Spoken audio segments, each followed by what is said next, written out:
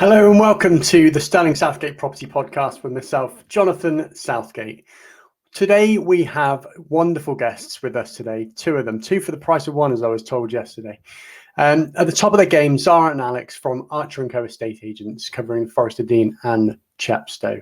So I'm just going to bring them into the room now and we'll get started. Hello both, how are you?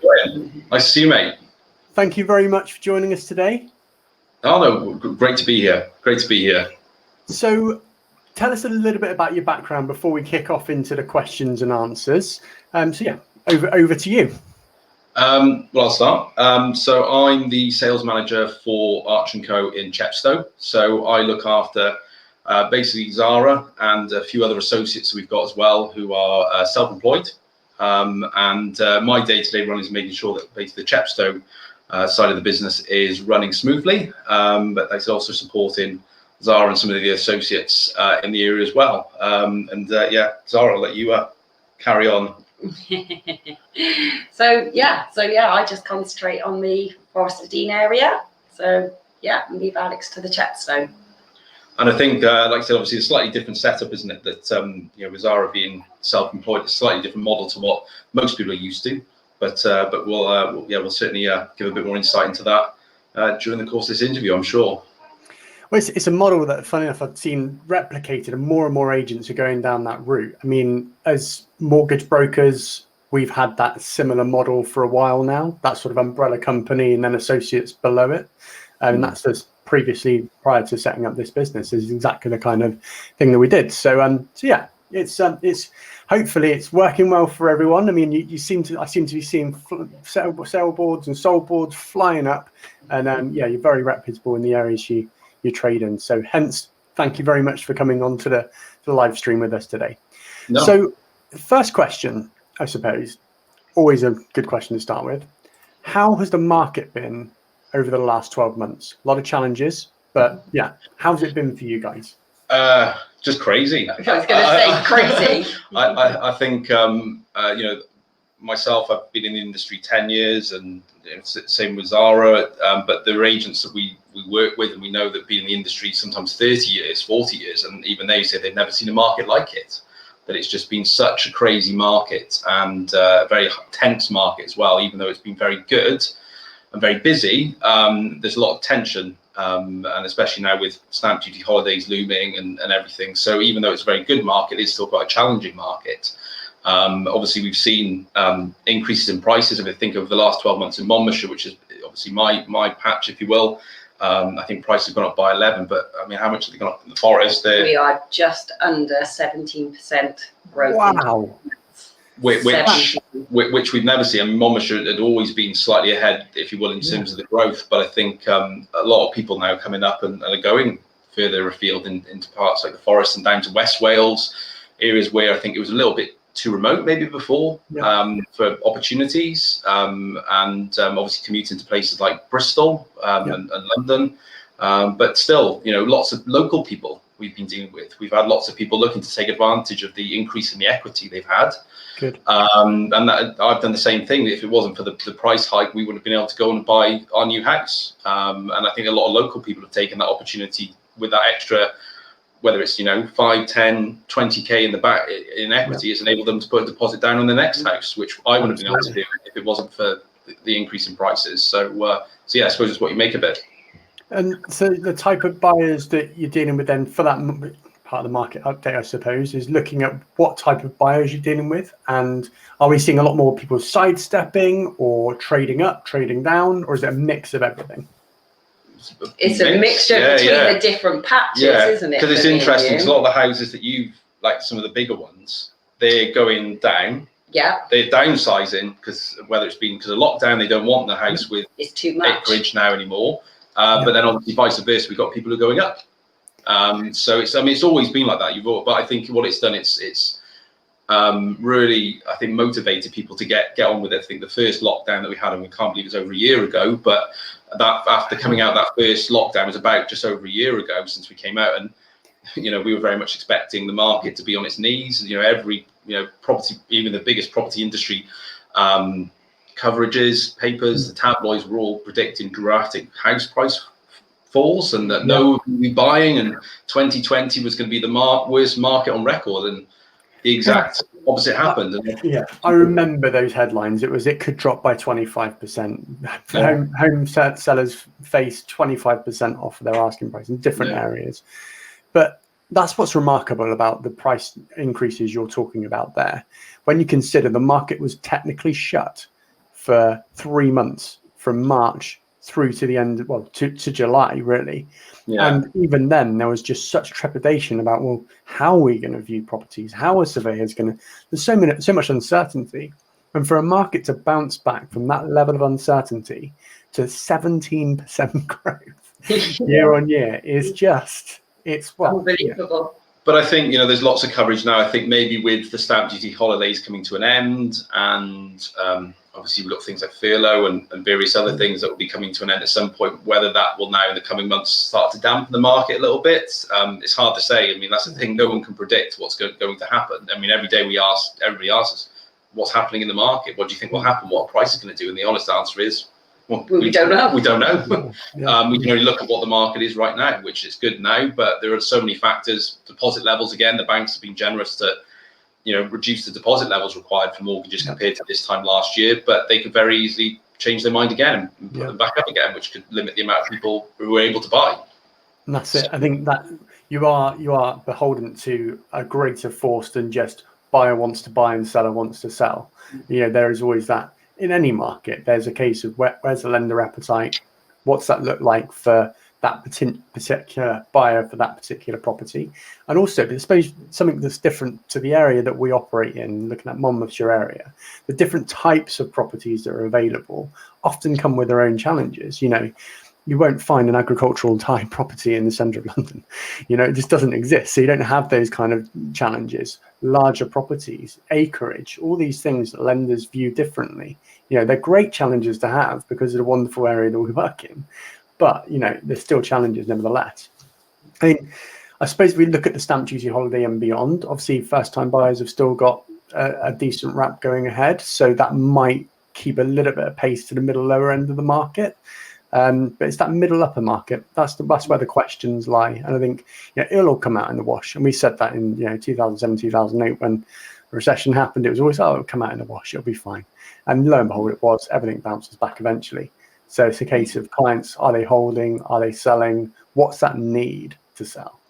Definitely. And I think a lot of people, we've had quite a few buyers who are comparing the current situation to the crash of 2008, which they aren't really comparative, I don't think, at the moment, because I know that was very much a financial crisis. Obviously, I know this is a health crisis, but obviously we don't know what's going to happen economy-wise. Who knows? But the projections at the moment is the economy is strengthening. So it'll be interesting to see what will happen over the next couple of months and over the next few years. But we're still excited by it. Yeah. So and it's been a tough year, but it's been a good year as well, especially like I said for Zara, being self-employed. That was so we had another Jack who started with us who covers Newport. Jack's first day with us self-employed was the first day of lockdown pretty much. So but he did most of it just like Zara did. We spent the 3 months on the phone to our clients, supporting clients when other agents shut their doors. So we just thought, well, let's dig deep and let's keep our clients up to date and keep the sales we had together and obviously at the same time was looking for new business where others were shut. So we just made the most of it. I think that's the difference, isn't it? A good agent will double down and be as visible to their clients as possible in times of hardship. A bad agent will just duck under the covers and wait for it all to blow over. Well, I think this is where we'll come on to the 11-step plan, but this is where this came from, wasn't it? Yeah. I mean, that was the lockdown project. Granted, we had some input. It was mainly Joe, our director, who was the one who was doing the copy for it. But no, again, like a lot of people, it gave us the opportunity to almost push pause. We had a big list of things we wanted to do, improving the website, but it was so busy in the run-up to the lockdown. The list was ever growing, but it enabled us to push pause and just crack on with a few things, which we'll enjoy talking through in a bit. Awesome. So obviously the client's at the heart of every decision that we both make in our respective areas of property and finance. When speaking to clients, there's often questions that they come up to me and say, well, how long is the sales process going to take? How long is this going to take? And why is it taking so long? Why do these things take so long? So let's just round it out. Why are sales taking so long at the moment? Well, I think there's a number of contributing factors, aren't there, really? I mean, it very much comes down to, if we're talking about, obviously, once it's under offer, I mean, properties at the moment a lot of them are going under offer in quicker timescales pre-pandemic, if you will, compared to then. But it's just everything. It's like a lot of industries, everything takes a bit longer. You know, it's with searches, solicitors are inundated. They're dealing with greater numbers of transactions that they've ever had in one go. Well, they were playing catch up with almost 3 months as well, weren't they? There was 3 months that it just stood still. Well, there was catch up. We had a few sales that literally the solicitors were shut throughout the lockdown. So we had certain ones that they shut and didn't reopen. So none of the files got looked at. And there were a few that we worked with that stayed open, and they continued to reassure and push through. But yeah, so a lot of them, so it was almost, and again, I think maybe they're anticipating the market to be quiet and thought, we've got a few months, we'll sort it out. And then of course it just went nuts. And I think the flip side to it, a lot of them kept staff on furlough as well. They they didn't have everybody back in one go. I mean, we did here. We had the same discussion. We bring everyone back, or just a few people back from furlough. We brought the whole team back, and we're so glad we did, because it was just mental. But a lot of firms still kept, same with surveyors. Obviously, you had a lot of surveyors for lenders were either furloughed or gone and found other work. And so again, underwriting teams just working from home overnight, waiting for their laptops to turn up. And you know, when you're talking about thousands of people being sent home to work, see, there was a huge challenge for many industries. But and I think that's just obviously it's continued again with lots of companies still working from home. And just everything takes a bit longer. Local searches, I think some places in the forest are taking 4 to 6 weeks. Same with Monmouthshire. Just again, draft contracts. I mean, we've got some tips later that what sellers can do to help, because I think a lot of it is not just on the solicitors and the agents. A lot of it is down to sellers and buyers and how they sort of manage their expectations. And I think the things they can do to help push the sale through, and so hopefully we're going to share some good tips later on that, which will help both sides of the transaction, could potentially save weeks. So we'll but fingers crossed we'll go. And that is a difference between, in some instances, that's a difference, well, certainly in the most recent time, of meeting a stamp duty deadline and not meeting a stamp duty deadline, is having all those things lined up, being proactive, being on the front foot. And as I say, we'll cover those tips a little bit later. So So with the advent of the online estate agent, we won't name names for obvious reasons. Why should clients choose a high street or traditional estate agent? Well, I think very often I think the online agents had their rise. The last 10 years, it was something very new. That obviously a lot. I think we know estate agents, we haven't had the best name in terms of an industry. We're up there with other industries. Again, not going to name who's who, but in terms of how we're trusted. And I think people didn't see value in estate agents at the time, so it felt like, well, they all do the same, so they'll do it for £1,000. So I'll just go with them. But I think things have changed, especially because of lockdown. I think that people have started to turn and actually see there's more value in a proper estate agent or traditional estate agent. I mean, that's everything from, well, obviously having that local expertise, because some of the online agents cover huge areas of things. I think there's one or two they cover the whole of the forest, I think. And then they go Bristol. And they're going from Bristol and they're covering up to, and it's huge patches. And it's just, I think that again, they'll take on everything and anything. And I think in terms of the fees they charge, some of them you pay them regardless of whether it sells or not, and regardless of what price it sells for. So, whether they sell it for 300 or 200, they get paid the same. And, at the end of the day, we work, and especially Zara, being self-employed, we don't get paid a penny until it sells. And we could be there for months and have 60 viewings on a house and offers, and at the last minute fall through because of something unexpected and not get paid a penny. So we're there, at the end of the day, we're fighting. Whereas rather than thinking, well, we get paid if it doesn't go through.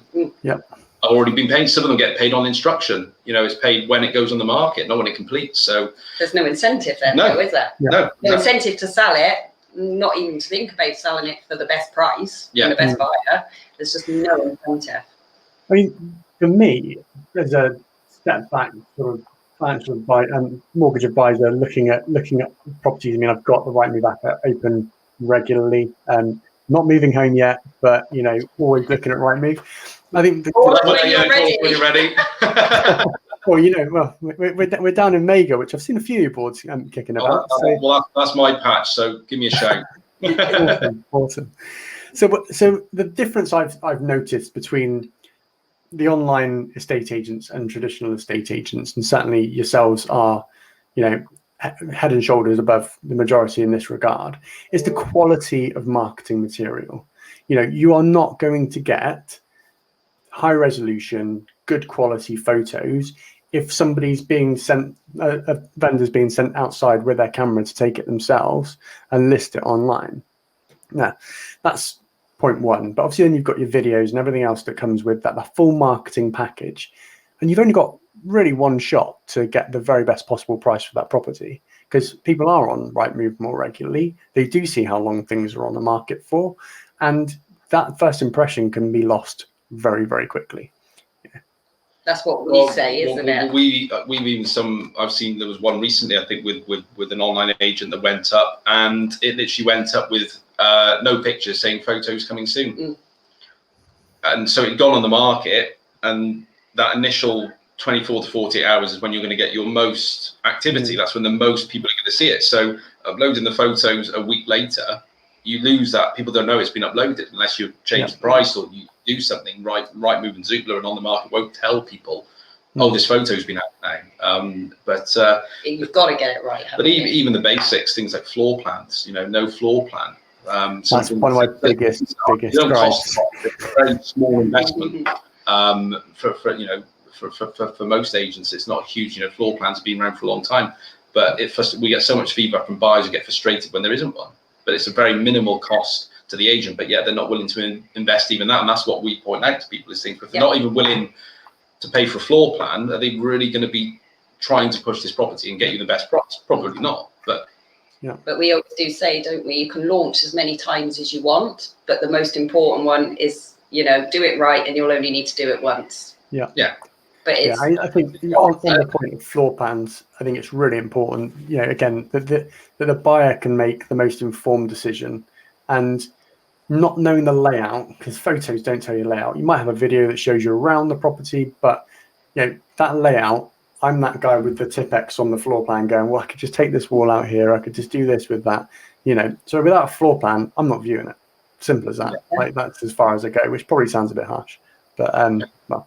I think it was 1 in 3 buyers, I think, said that they would be put off inquiring into a property if there wasn't a floor plan.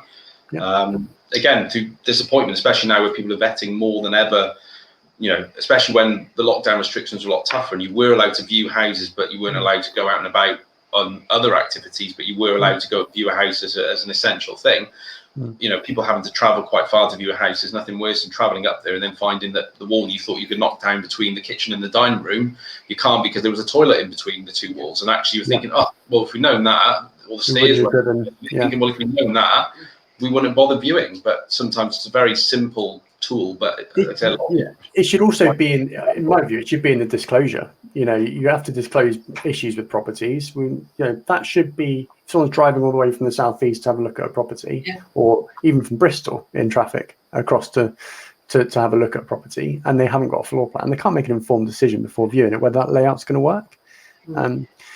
So my wife loves, she would get floor plans and be crossing walls out. That's coming out. This is coming out. Move that there. You know, deciding where the furniture was going to go. They said people use them for all sorts. And I think especially for after, not just we're talking before viewings, after when they viewed 6 or 7 properties and they're going home at the end of the day and they're trying to remember which one was which. They got a bit of property brain on the go and they're trying to establish which ones and what they liked about both. Again, it's a really good reminder to help them, they said, make that decision on which one they think would be the best one for them to maybe come back and view or maybe even offer on. Completely agree. So talking of offers and clients, what sort of questions should our clients be asking their estate agent, either on a buyer or seller's side? Oh, well, do you want to take this one? Yeah, so I think from a seller's point is important. My biggest one is contract length. So here at Archer & Co, we don't do lengthy contracts. We actually do a 4-week contract. Just because if everything you've promised you should be able to do and you don't achieve it, they should be able to leave. So I've spoken to many clients recently that want to come over to us at Archer & Co, but are stuck in a 4-month contract. And you don't want that. So my biggest one I always say is check out contract length, and it's surprising how people miss that one until it becomes a problem. It's something that really people I think they always say this should be discussed up front, just like fees and price and all of that is part of it. But unfortunately, what tends to happen is that they go in with a larger price sometimes, or go in with the really low fee, and of course then the vendors are sat there maybe deciding who to go with, and they think, well, oh, that person's done the highest price and the lowest fee, we'll go with them, because but then they get the contract through the post, they see the price, they see the fee, and then they don't realise it's a 26-week contract. And I had one 2 weeks ago where I've been out to see them because they've been on the market. They've had, I think, 2-3 viewings over the last, I think they've only been on the market about a month and a half, 2 months. And I said to them, well, look, obviously, how long are you tied in for? And they honestly said, we don't know. I said, you don't know how long you're tied in for? And they said, no. I said, well, did you look at the contract? They said, we glanced over it, but it all seemed to be okay. And I said, well, have you got it to hand? And they went and dug it out, and I looked at it, said, it's 26 weeks. And they said, well, how long was that? I said, 6 months. I said, so you've literally got another 4 months left? And they said, well, can't we get out of it? I said, that's that period of exclusivity, isn't it? Offer them if you want to, but you signed a contract. And if we took it on and we have to warn people you'll be liable for double fees, you'd have to pay our fee as well as the other agents, even though they haven't done anything. So, and we're seeing that a lot, I think, with stock levels so low, or the amount of houses coming available, it's almost like that fight for stock. And unfortunately, sometimes it comes down to, we'll tell them it's worth more than it is, but we'll sell it, whether we sell it today or in 6 months' time, it doesn't matter, because we'll still get paid. They're tied in. So, and it's unfortunate that agents are going back to those very old-fashioned tactics to get stock rather than showing value in other ways like we tried to do. You know, we're going to invest in marketing. We're going to do this. This is how we're going to sell your home. It's just like, well, here's the price, here's a fee, sign the contract, and away we go. And unfortunately, you know, some of them sell, but from, like Zara said, we've got quite a few at the moment that want to change, but they can't. Stuck. So so a month in a market can be, you know, a game changer, can't it? That can be the difference between that property sitting there looking stale, not having the right attention. You know, there's having worked around estate agents in the past, some estate agents are bang on the button, really enthusiastic about property from day one to completion. Others are looking at, right, we've signed that one up, where's the next property? And it's almost a listing game for them rather than a personal approach to, we are managing this process for you. Quantity over quality, isn't it? And you know, we do charge more than most other agents in fees. We know that. We're proud of it. You know, we're quite open with clients and say, look, we do charge more, but we feel we do more and we achieve more. So, but I think for a lot of for a lot of people out there, it's you know, when they are conscious of money, and obviously they need every penny possible. Unfortunately, sometimes that can sometimes lead them down that route, which then said, you know, 4 months on the market and they've dropped the price by a dramatic amount several times and they still haven't sold. And then it's almost like, you know, then it's that it becomes that house. And as you said, we're all like, oh, that house hasn't sold. And unfortunately, houses get a bit like bread and cheese in the supermarket. You know, they have a sell by date, and the closer they get to that sell by date, the more they have to reduce to the point they end up selling less than the new stock on the shelf. So it's, you know, choosing the wrong agent can be, and not having that contract length checked out can be the yellow sticker. Well, that's why. I mean, we say, look, if you're not happy in 4 weeks, you can sack us. You know, plain and simple. If you're not happy, if we've over promised, under delivered, whatever it is, if you're not happy, you know, this is the relationship. We're going to be working together for the next 3, 4, 5, 6 months potentially. So if they're not happy, I don't think that, you know, we wouldn't want to hold them onto the market. And of course, it's not going to help us in terms of further business and recommendations, because you know, the people aren't going to go on and rave about how good we were if they say, well, they held me to a contract for 6 months and still didn't sell it. It's just not going to go down well. So, but I think obviously the other side of it is, what are they actually going to do? I think that's a big part. Okay, other than put it on Rightmove, let's face it, that's a given these days. State the fee. What else are you going to do? The price. What are you actually? What is the strategy? How are you going to do it? Okay, so this is the client asking their estate agent, how are we gonna market the property? How are we going to achieve this sale? It should be explained. They should be fully aware of the strategy, the plan, time scales, what we're going to be doing. It's just not just we'll have it on Rightmove by this evening. I'll take the photos. Take the photos now. I'll take the photos. There we are. It'll be on Rightmove by this evening. But don't worry, you're on Rightmove, so that's guaranteed to sell it. And it's just it's things like that which by investing, and that's the thing. When you look at a good estate agent, they might cost a bit more, but I always try to say to clients, look at it as an investment. How much are you willing to invest in what is the sale of your most valuable asset? Let's face it, it's your biggest tax-free asset.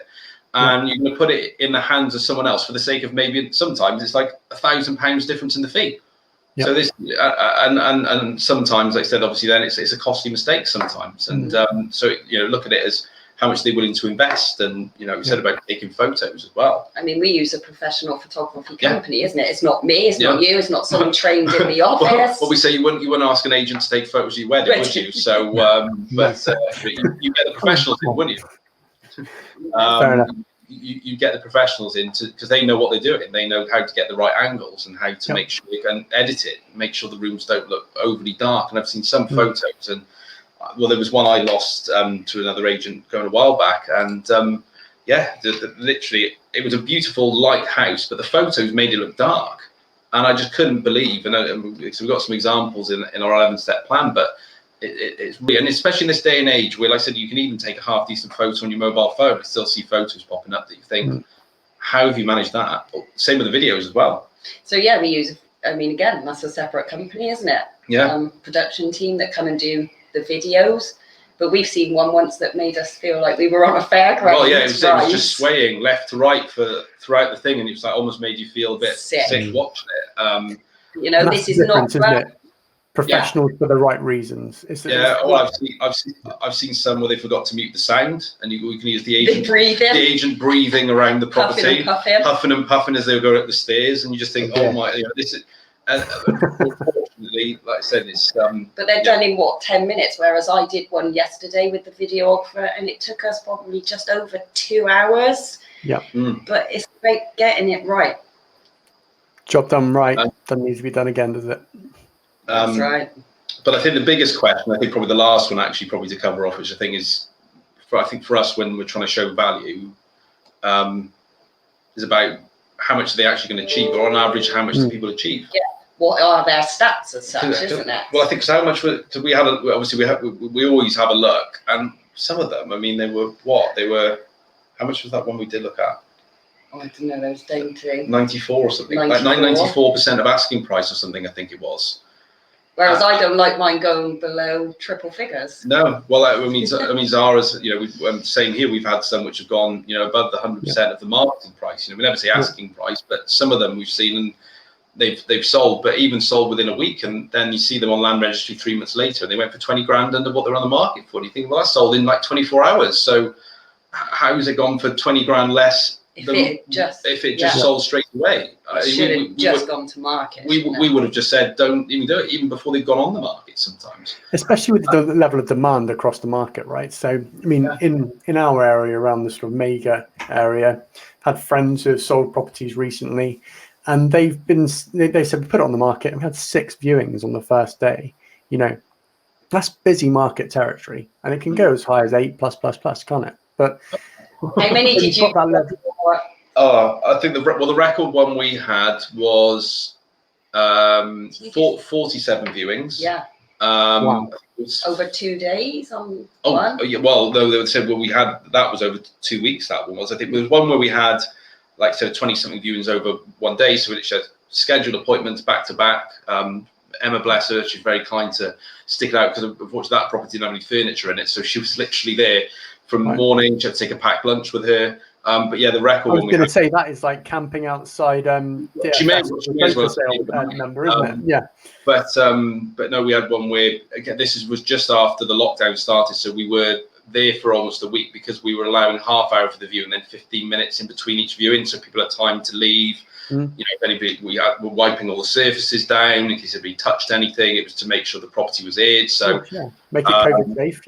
Yeah. So it did take longer, but yeah, 47 viewings, and I think it had something like 13, 14 offers, I think, and it was purposely put on at offers over 500 as a marketing figure to get people through the door, which it did, and it sold for 601,000 in the end. Wow. Went through a best and final scenario. I mean, on day one we had offers of 540, 550, and that's what some other agents have valued it at, and I guarantee you that they would have had that offer and they would have told the client, take it. It would have been first cancel the viewings. You've got an offer of 540. You go with it. And we said, let's just keep going. We've got more people booked. Absolutely, yeah. And the seller, I mean, the buyers loved the house. They were like, this is the best house we've seen.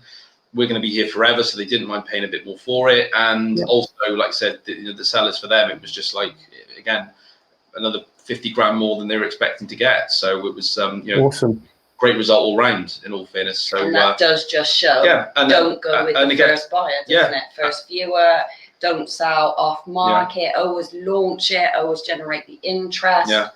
And I think the fee on that as well, I think we worked out, I think we're about 1% more than what some other agencies have been quoted, but at the end of the day, they were happy to pay that because, like I said, they walked away with 50 grand more than what they think. So actually, the fee didn't really come into it. They would have, I think, they would have had to pay 4 or 5% based on what we sold because they were just like, "That's incredible." They just couldn't believe it. So And fee levels in the UK, whilst we're just touching on that, fee levels in the UK across the residential estate agency market are notoriously dire in comparison to other areas across the world. 10% buyer and seller in the States. I remember I went to a Richard Rawlins seminar, and he pulled up a picture of a guy in Marrakesh with a picture with house for sale that way. That guy was charging 8.5%. So they get a lot of clients are getting a lot of bang for their buck. The 1.75, 2%, wherever you guys are sort of pitching yourselves, they're getting a lot of bang for their buck at that, I think. But well, that's what we like to think. I mean, we're not going to obviously, go into full details of the fees, but at the same time, we openly know that, we're not the, there are some out there, like I said, we'll do it for, 0.5%, 1,500 quid even. We've been up against on some, haven't we? But will they do 10-hour shifts, back-to-back viewings, and they certainly won't do Sundays, will they? So and all those kind of things that they'll do it at a fraction of the cost, but the more you cut costs, I think the more they've got to cut more their side, haven't they? It's like anything they cut in costs. That means they're going to invest less in the marketing, and they're going to have to sell more. They're going to have to sell it quicker and more to keep the money coming in. So it becomes less about the clients and more about getting the house sold because they think, we've got to sell 5 houses for what they've got to sell 2. So it's all got to really try and just get them sold. Which unfortunately, like I said, in a seller's market, I think some sellers could be losing out on tens of thousands of pounds, or well, not just that. I mean, it's all about, a bit like with the 11-step plan. It's also about finding the best buyer. Everyone's circumstances are different, so it's then to us to try and find that right buyer for them, isn't it? 100%. Because I think there's people I know that have accepted offers from people in long chains before it's gone on the market, and what happens 3-4 days later is fallen through, and they've taken it off the market and they've cancelled viewings. And again, it's those kind of things that be absolutely detrimental, because then of course you've got to go back to the market with your tail between your legs and explain, no, we cancelled your viewing, but it's back on the market. Well, what's wrong with the house? What happened? Is the house falling down? You said, no, it's nothing to do with the house. Instantly, that buyer is then chipping away at price rather than thinking, crikey, we're in a bit of a run for this. Okay, the front runner's fallen away, but if we got an opportunity, yes, we'd buy the house. Of course we would. You don't want to start just cancelling things for the sake of cancelling things, right? No. So I suppose one of the biggest draws to get you guys on besides marketing and social media presence and everything else you're doing in that space was the 11-step plan. So just, I suppose from a Sterling Southgate's perspective, we always look to how can we educate our clients to ensure they make better buying decisions, either whether that's the mortgage protection or obviously in houses as well, right? So what was the thinking behind the 11-step plan? Well, I think, like I say, it was more the brainchild of Joe, our director. I mean, basically, there were a few other agents that we work with and across the country, and we know, and that they've done similar things. And it's very much about just educating sellers, because when Joe wrote it during lockdown, it was almost preparing for the tough market we thought was coming. We were thinking, well, if it's going to be this tough market, it's going to be, you really have to advise people on how to go about selling a property in a tough market and what you should and shouldn't be doing. But then, of course, it was busy. But it still worked in the same way, because it was almost saying, well, with all due respect, I said, but in this market, busy market, a monkey could sell a house. It's things that someone could just chuck it online, any old agent chuck it online, it'd be sold by the end of the day. It could be.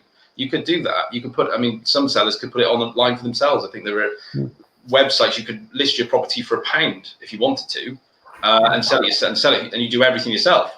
But in terms of selling it for the best price and getting the best results, and that's probably not going to be the case in most cases. And that's where the 11th step comes in. It talks step by step from getting the presentation right, the pricing right, the strategy, the marketing, dealing with offers and negotiation. It is, like I say, is a step-by-step plan on getting yourself to that point where you're under offer.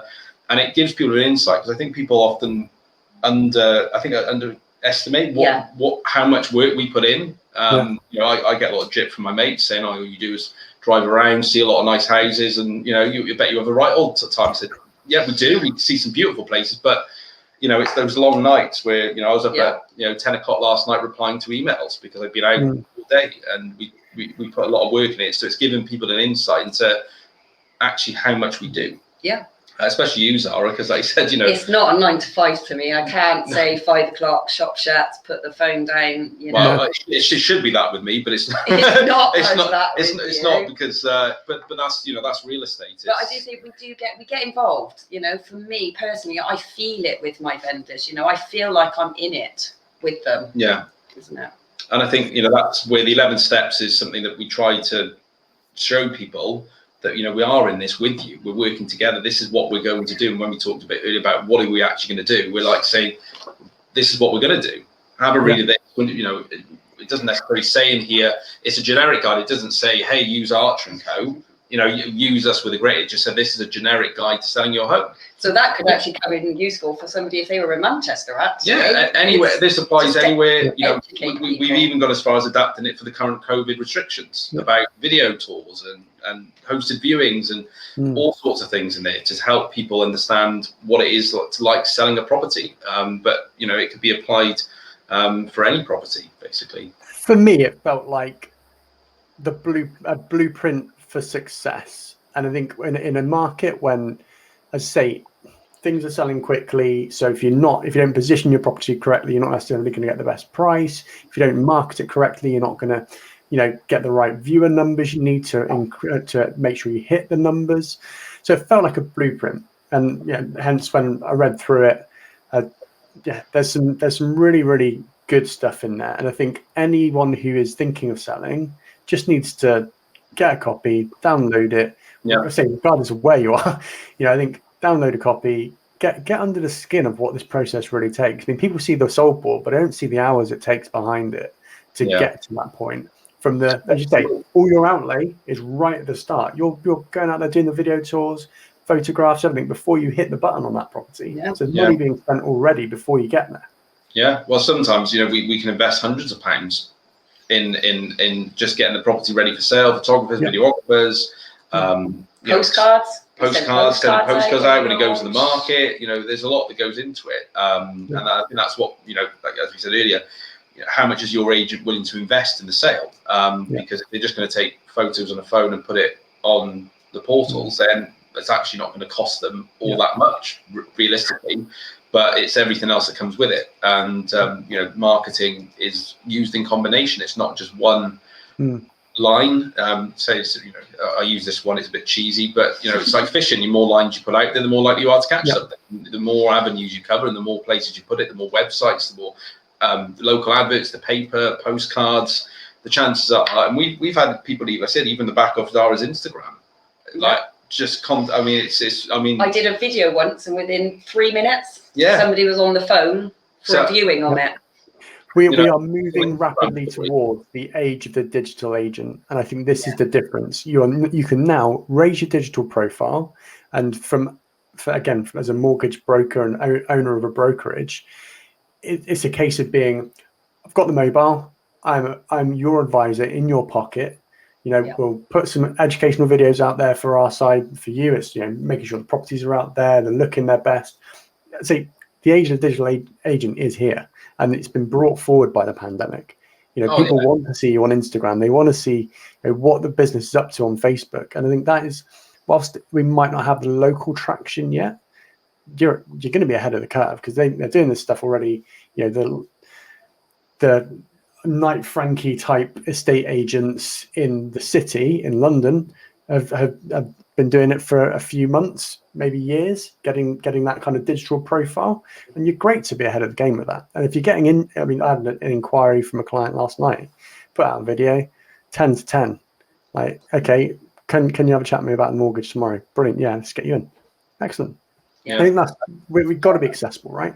It's easy, isn't it? You don't have to pick up the phone. It's like you said, it doesn't matter what time of day it is, nighttime. You feel like you can just ping somebody a message on a social media. It's not awkward. It's not that sort of WhatsApp at 11 o'clock. No. So I'm really sorry. You can just message someone whenever.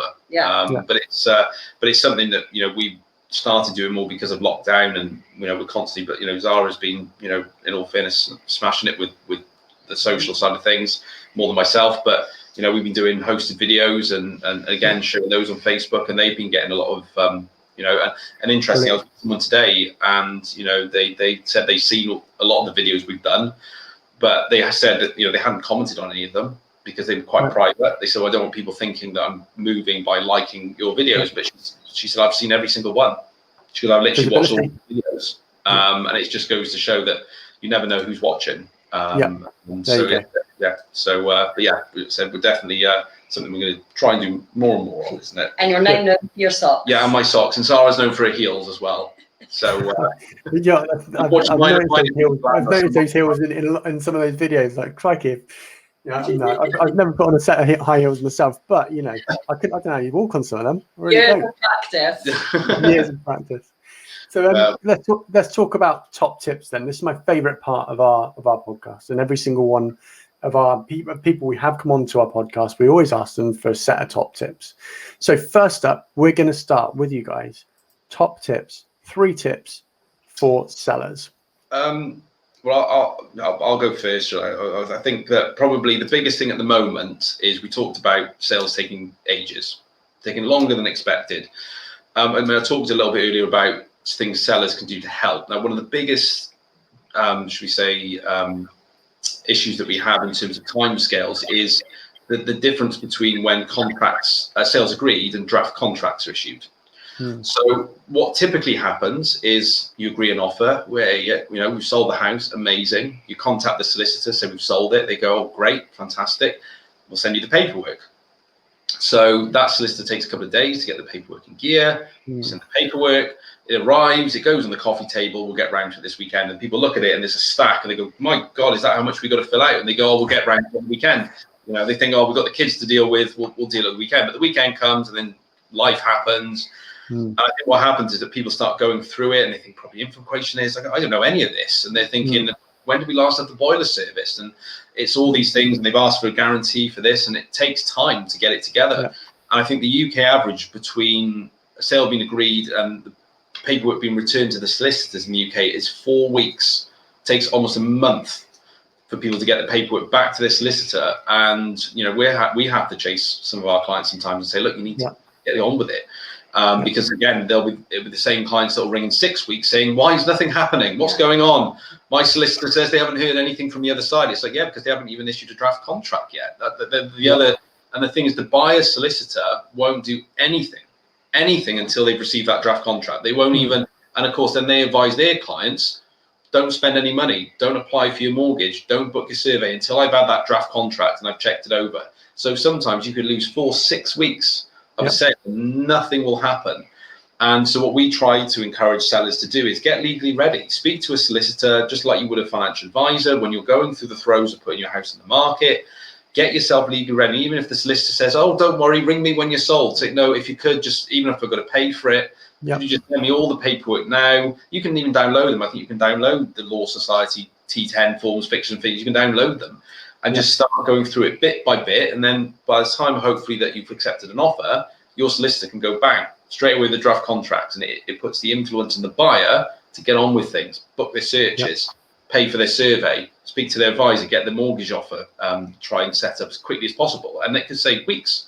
So that would be my first top tip, I think, for sellers at least, anyway. So I mean, what about you? I think it's a great podcast to be on with you. Is check your financial situation, isn't it? Yeah. Too many people are going into this situation not knowing what they can lend, which means you can't have a plan, can you? You can't have an idea of what price you're looking at, or so I say, speak to mortgage advisors. You might be able to borrow more than what you thought. But then there's those circumstances where, do you know what, you might not be able to borrow as much as you thought, or you've just changed jobs, so you've got to sit it out for 3 months. Really speak to the people that know about it. That way you can talk with us, so you know what price you're looking at achieving, you know what price you can be borrowing, and have a plan, instead of being like a rabbit in headlights when you go under offer and then you're rushing around trying to see where you're at and where you can go and what you can do. Well, we had it because I've recently moved house, and we were with a lender, and we thought, great, well, might stay with them. We were sort of coming towards the end of the fixed term and thought, well, we may as well just stay with them. But when we spoke to them, they said because of lockdown and obviously the pandemic, they were still doing, I think it was 20% deposit. I thought, but we've been with you for 4 years. We want to buy another house through you. We know we've never missed a payment. Surely you consider us. And they wouldn't. They wanted a 20% deposit. And I said, well, other lenders will do it for 10%. And they're going to give us better rates. But we just said that we consider, just to make it easy, staying with you. But it was the deposit. I was shocked, actually, by the deposit level. Meaning, again, we had to obviously look at other options. But then I think that's why it's good though as well, because you could say 2 different lenders, 2 different criteria, wasn't it? So don't just go to your bank thinking I've banked with them for years, they'll look after me. I think that loyalty's gone, right? And that's the thing, that because it's, your high street bank, they may have mortgage advisors in there, and if you tried to get how many high streets got banks now? That's the big question. But I think that's where that knowing your numbers is a big one for us whenever we talk to a client. And it's just a case of where in that spectrum of, you've got £100,000 on top of your existing mortgage you can play with. So if you get 50 grand more for your property like you did in that situation, brilliant. We're now looking almost £150,000 more than we thought we could buy for. Not everyone wants to top out, but I think knowing your numbers and also overcoming any of those small pitfalls, like last 12 months for some people has been really, really difficult. Some people have ended up with a few extra credit cards to get by and a few other things like that. How do you apply for a mortgage, hit the button on decision principle, it comes back and declines? You might as well just to get all that out of the way. And so we do actually offer a nice service for people who are selling. We'll go out, sit with them in COVID safe times, or do a video call with them if they want to. And we'll just run through it, very light touch, look at the financials, understand their aspirations, and find out where in that spectrum they want to buy. And then obviously from there, they can say, okay, well, we can do a bit more digging. We can get your credit file. We can overcome any of those potential issues. And the amount of times we've had clients that said, wow, we can borrow that much. We didn't want it, but that's fantastic. We thought we'd only be able to borrow an extra 20, 30,000. So it's really a really good time right at that outset. It's the other end of it. It's the people who perhaps think they've done a quick online calculation. They said, oh, you can borrow up to 4. And they go, oh, amazing. So they spend the next few weeks looking at houses at 400,000, thinking, great, look at this one. Oh my God, I've fallen in love with this house. And then they either speak to someone, or worryingly, they don't speak with anybody. And we even get some buyers when we're saying, obviously, in terms of, have you got a green? And they say, oh, we haven't got one yet, but we've looked online. So, well, have you actually spoken to anybody? No, we haven't done that yet. So, right, you might want to. And there was one recently where they then went and spoke to someone, and they couldn't get anywhere near what they thought they had, and they just spent weeks viewing properties. Gutting, right? That's I think it was about 50 grand's worth of difference. So it took this house to be in this house, and it was just and then psychologically I think it was just crushing, because they set their hearts on the kind of house and the areas they wanted, and all of that got turned on its head. And all because they said they didn't just take that little step at the start, think, well, look, let's just speak to someone for half an hour. Yep. Speak to the professional. Let's just speak to someone who knows what they, knows what it's all about. Even like I said, they just sort of did a quick talk about online agents. A lot of online comparison sites, they do give you an insight, but it's not set in stone. It's all just subjective to the information you give it. It's you can put those in those online calculators. The amount of times we've had a client that said, well, we earn £55,000, brilliant, excellent, and they just go straight into a calculator, 55 grand. What you don't realise, they've got £5,000 worth of workplace benefits there. They only get paid 50 grand.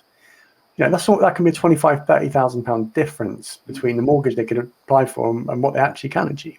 So it's those nuances that a good trained advisor will be able to navigate for you right at the outset, avoid any of the pain, and make sure that you're absolutely buyer ready when you come to that.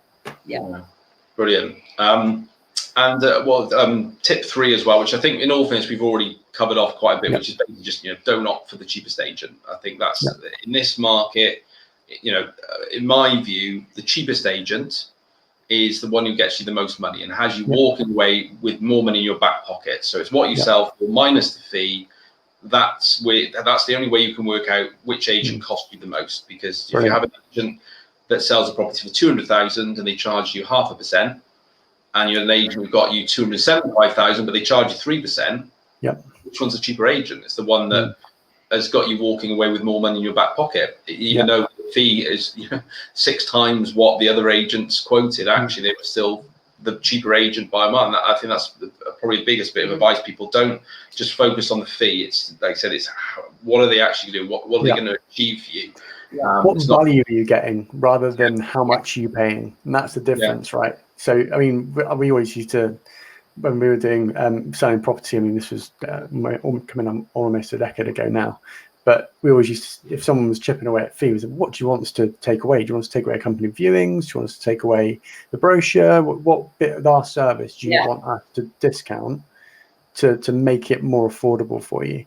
And people don't like things getting taken away from them. I think that's where estate agents nowadays that are right at the top, like yourselves, that are offering a really, really crisp, cool service with great marketing, that there shouldn't be a number on that, and that's the difference. We were selling properties in the city in 2008, 2009, up to 2012, and we're charging 2.5%. Because if you went in and tried to charge less than that, people thought you're a joker. You can't be earning your money if you're not willing to charge us at the right money. You can't be very good at your job. And I think, I mean, going back to what you're saying, I think that's where the British industry, I think when the likes of Purple Bricks and everything came around, I mean, it's why the model's not worked in like Australia, it's not worked in America, because I think as the agents there said, no, we're going to stand our ground. We're still going to charge 2, 3, 4% to sell a house. Unfortunately, the British industry went, oh my God, Purple Bricks are charging 1,500 quid. Sorry, I shouldn't mention names, but you can bleep that one out. Cut that out. When the likes of the bigger online ones came along and said we're going to do it 1,500 quid, rather than defending their own fees and saying no, we do better, the agents went, oh, we'll do it for 1,500 quid as well. They didn't reinforce what it was, and unfortunately, then that was almost like the race to the bottom from over that period. It just got less and less, and the average fee has fallen. But interestingly, I think a couple of articles recently, it's actually on the increase again, even though with things, I think they are seeing higher, like I said, obviously levels of whether that will change again now with what's going on. But I think people are starting to see a bit more value in it now. Well, I think be careful as well for any agent where you question their fee and they're so quick to drop it and match it because they're desperate for the spot. They are your negotiator. They are going to be negotiating on your biggest asset, and the minute you question the fee, they go, we'll drop it. So is that how you behave with your buyer? Well, I had another one recently where they started, I think it was at 1, and the owner said, look, we've got to think about it. They said, well, if I drop it to 0.75, would you sign today? And they were like, oh, well, no, we're going to think about it. We're still thinking about it. And they said, well, and he literally apparently went, 0.5%. And they were like, no, it's fine. And they just said after that, they would not, because just the way he just literally dropped this fee by half within the space of a couple of minutes. Would he do that with the buyer? If I can get it you £50,000 less, will you buy it? And it's just it's things like that that's unfortunately where I think agents naturally have had a bad name, and that's what we're trying to change. We're trying to change that perception of We have that same conversation in the financial services market. Fee-free broker, broker that charges, and it's an age-old debate. And I think, we charge a fee for what we do because we believe it's a professional industry and should be held to account for the advice we give. So for that, you wouldn't go to your solicitor saying, well, a solicitor down the road is only going to charge, is not going to charge me, I'm going to use them. If a solicitor's not going to charge you, you'd be like, what? Yeah, what's wrong? What do you mean not going to charge me? It's a legal process. It's a financial process. In our view, we should charge.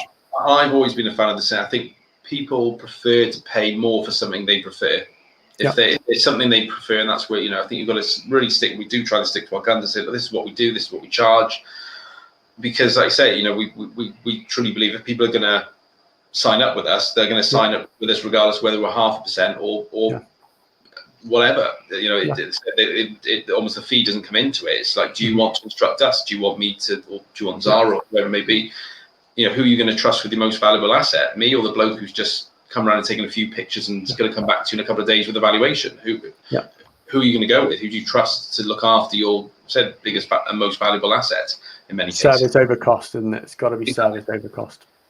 So let's just segue then into our top 3 tips for buyers.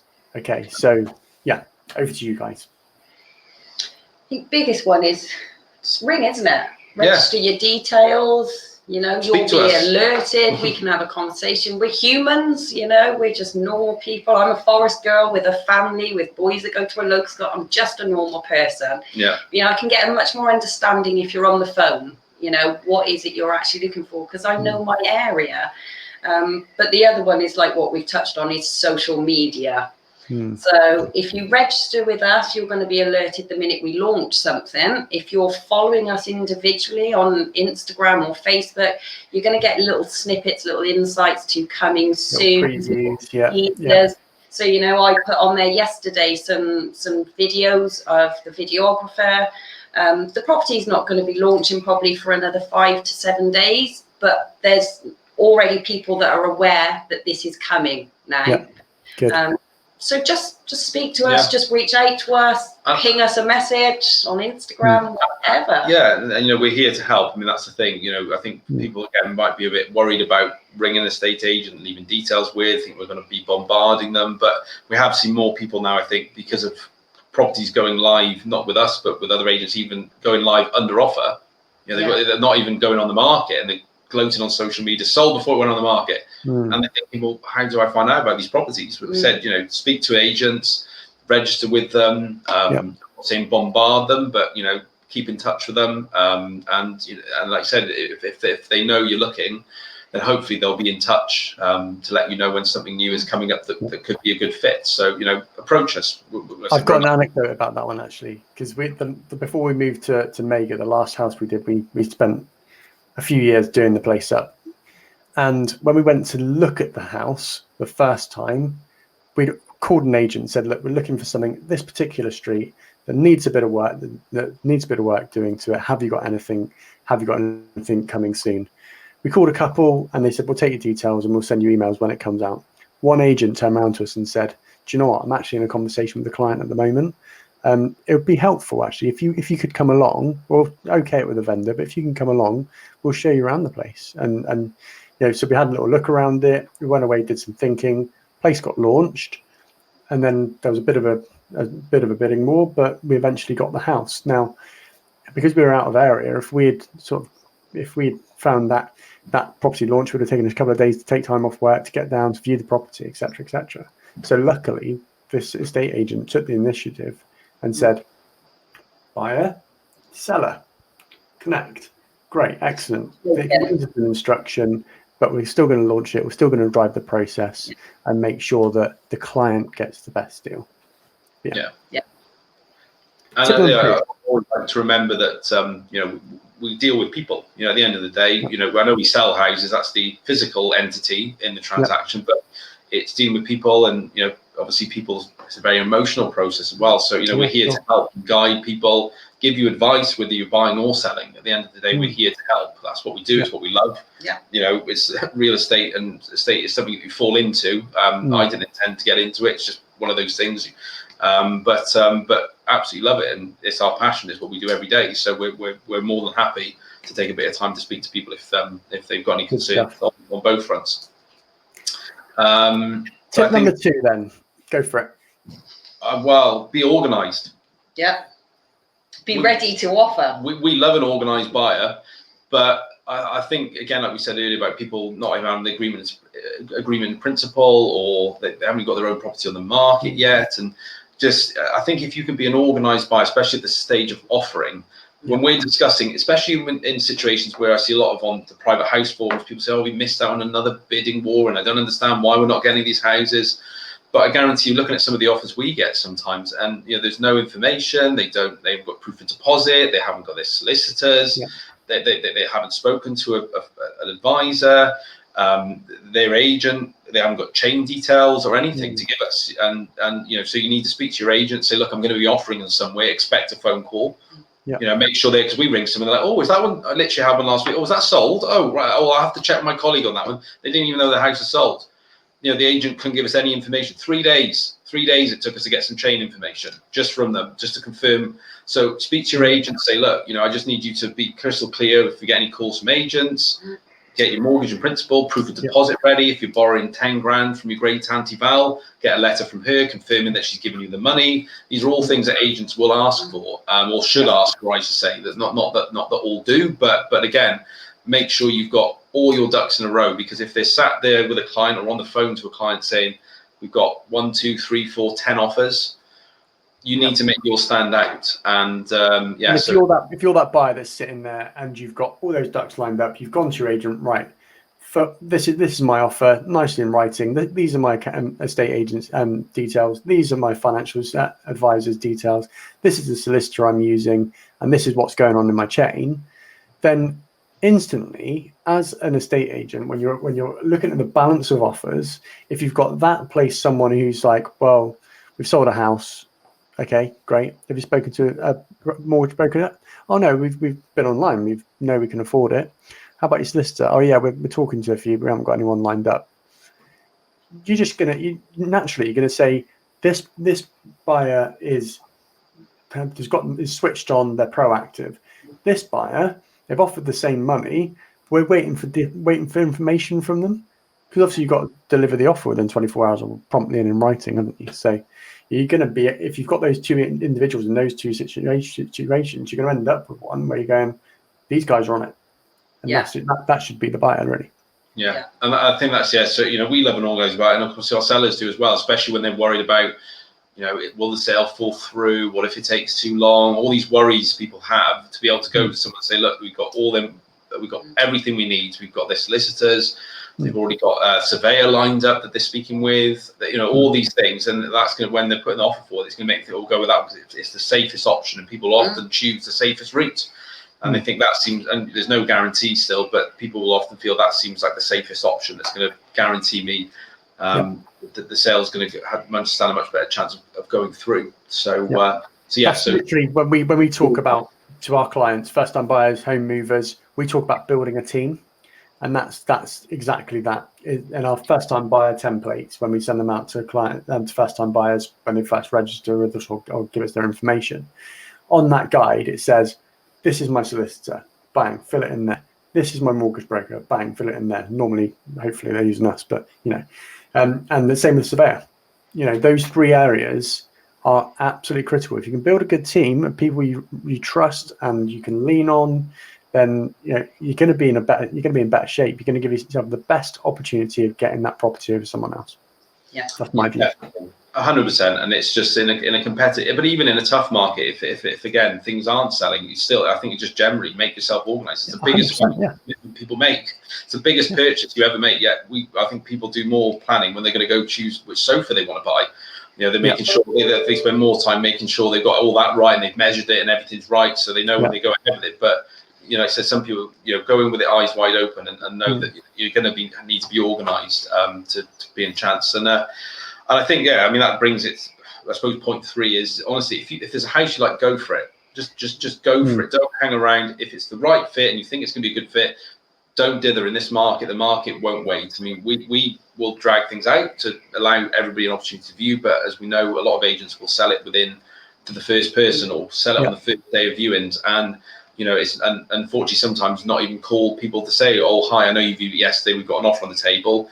They'll just sell it and then ring them and say, oh, sorry, yeah, that one's gone, and not even give them the opportunity. So if there is something you like, go for it. Same with price. I know people are worried about, am I going to pay too much? Am I overpaying? But if you're going to be in a home where you're going to be in the next 10 to 20 years, potentially, if you know that, or even 5 years, if you're looking at a 5-year fixed mortgage, or you're looking over a 30-year mortgage, if you will, what's another 10 grand on a mortgage? A couple of quid a day, if that. And it's almost that, well, for the price of a cup of coffee a day, you could get your dream home. So what's more important? Are you going to make a decision based on the market, what the market may or may not do?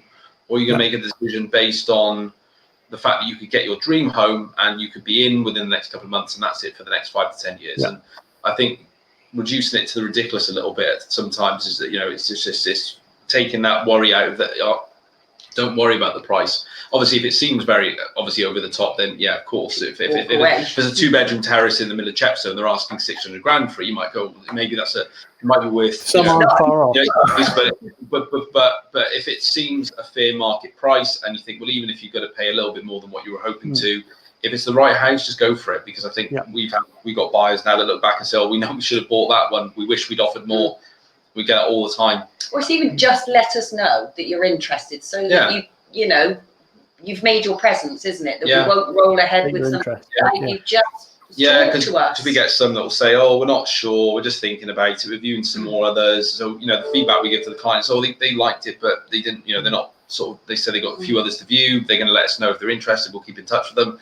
And then, of course, you bring them up and say, look, we've got another offer. You can put an offer in. Oh, we're not sure. We're going to put one in. And then sod's law itself. And they're like, oh, we wanted to put an offer in on that. Thinking, well, why didn't you put an offer in? Oh, you're still thinking about it. And you're like, there's I think there's this old thing when you're negotiating, certainly in the UK, it's like, play it cool, Rodney, play it cool.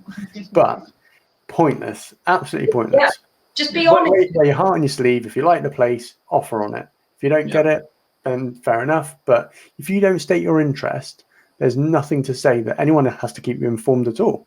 And it's not the market for low offers. I mean, that's probably another 4th tip, should we say? It sort of ties in number 3 in terms of going for it. But in this market, 3.10, we get people say, oh, everybody offers 10% lower. No, not in this market. We're not in that kind of market. That's in a buyer's market, maybe, but in a seller's market, no. I know people perhaps watch every episode of Escape to the Sunset or whatever it is, and they always say, oh, we've told there's between 5 to 10% negition on the price. It's not that case. It is literally go for it, because I think like if you're a genned up buyer and you've got organised, you're probably the type of buyer that has researched the market, understands what good value represents to you, and therefore can make an informed decision on where you offer.